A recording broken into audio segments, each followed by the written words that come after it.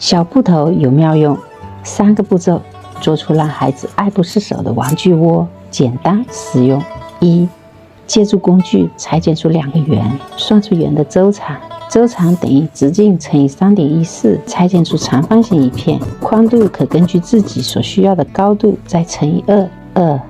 制作过程很简单，跟着丽丽往下看，把圆对折，打上剪口做个标记，把2个圆背对背叠放整齐，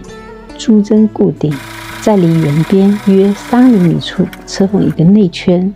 这个圈圆不圆无所谓，这里针脚可调最大，留个小口不缝，从小口塞入填充棉，沿边车缝一圈，放一旁备用。接下来把长方形首尾缝合，分缝对折，并把它分成4等份，分别打上剪口，再沿着4等份的标记点垂直车缝1道线，4条线缝合好，就出现了4个口袋位。然后在离布边约3厘米处沿边车缝1道线，也可调节大针脚车缝，在对应的等分线两侧各留一个气口，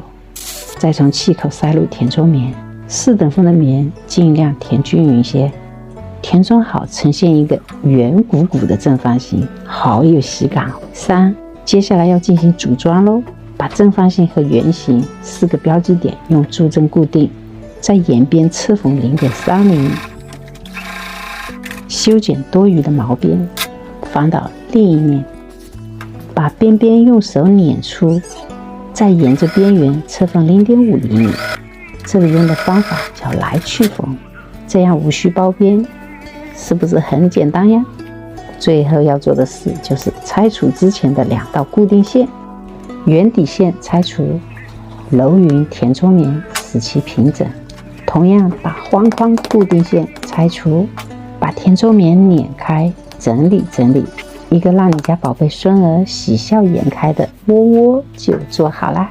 它还可以是茶具袋、置物筐。如果你也喜欢手工布艺，快点赞点收藏，关注丽丽，会有更多创意的手工等您分享。